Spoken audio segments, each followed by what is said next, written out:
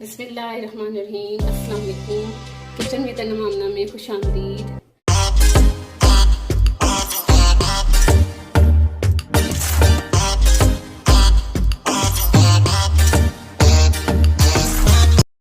आज जो मैं आपके साथ रेसिपी शेयर करने जा रही हूँ वो बहुत बेहतरीन और आसानी से तैयार होने वाली है। वीडियो अच्छी लगे तो लाइक कीजिएगा, मेरे चैनल को सब्सक्राइब करें और बेल आइकन को प्रेस करना मत भूलें ताकि आपको मेरी नेक्स्ट वीडियो की नोटिफिकेशन मिले।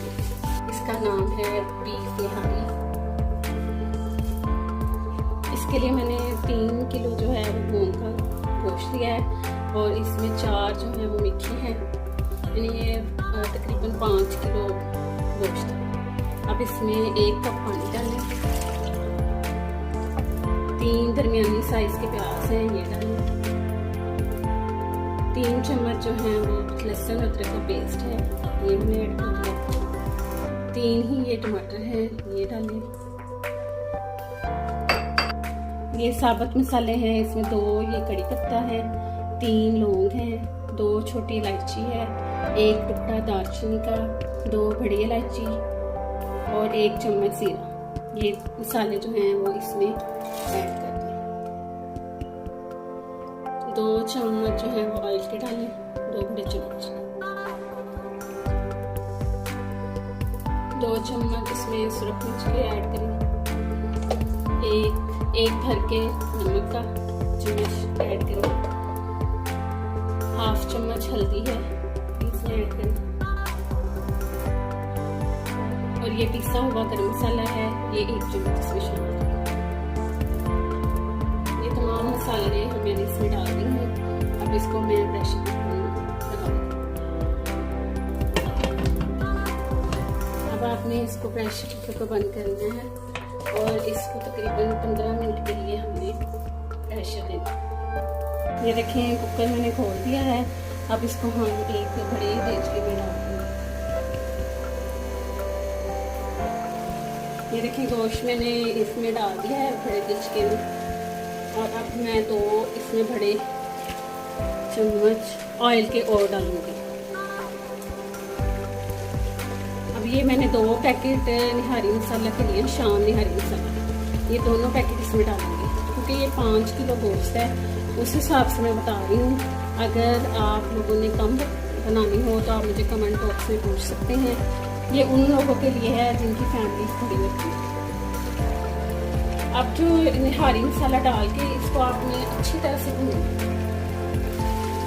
ये देखिए हमारा गोश्त जो है वो अच्छी तरह से भुना गया है। ऑयल देखिए कितना अच्छा अलग हो गया है, बहुत अच्छी तरह से ऑयल जो है अलग हो गया है। अब इसमें जो हड्डियाँ थी, यानी कि जो मिर्चें थी और हड्डियाँ थी इसमें, वो सारी मैंने निकाल के ये प्रेशर कुकर में रख दी हैं। अब इनको मैं टाइम लगाऊंगी क्योंकि हड्डियाँ जो हैं वो जल्दी से नरम नहीं होती, तो इनको मैं मज़ीद 15 मिनट के लिए टाइम दूँगी। और इसमें मैंने 1 जग पानी डाला। अब जो ये हमारा गोश्त है इसमें 2 जग पानी के मैंने डाले हैं। अब इसको मीडियम फ्लेम में आपने 45 मिनट्स के लिए पकाने के लिए रख दें। अब ये जो हड्डियों को हमने प्रेशर लगाया था वो अब नरम हो चुकी हैं। अब ये भी हम निहारी के सालन में डाल देंगे।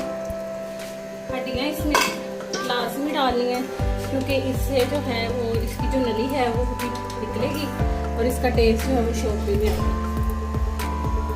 हड्डियाँ इसमें डाल दी हैं। अभी इसको पकने में आधा घंटा हुआ है, तो ये शोरबा भी आधा घंटा होगा। अब ये मैंने 1.5 प्याली जो है वो आटे की ली है। अब इस आटे को हम थोड़ा सा भूनने का ये फ़ायदा है कि इसका जो कच्चापन है वो खत्म हो जाता है, उसका निहारी के शोरबे में टेस्ट नहीं आता।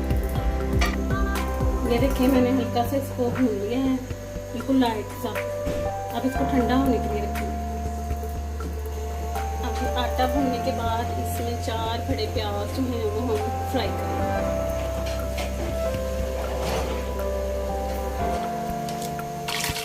ये देखें ये हमारे प्याज फ्राई हो गए हैं। प्याज आपने डार्क ब्राउन करनी है। ये मैं इसको निकाल रही हूँ, इसको एक प्लेट में डाल दूँ। ये देखिए माशाल्लाह से रोटी अच्छी तरह से नरम हो चुकी है। ये देखिए ये अच्छी तरह से नरम हो जाए तो फिर उतनी देर तक इसको पकाना। अब ये अच्छी तरह से नरम हो चुका है। अब हमने ये आटा जो भुना था उसमें मैंने पानी मिक्स करके इसको पतला बना। अभी साथ साथ आहिस्ता आहिस्ता ये डालना और 7 चम्मच जो है वो बराबर हिलाते जाएं ताकि इसकी गुठलियाँ ना।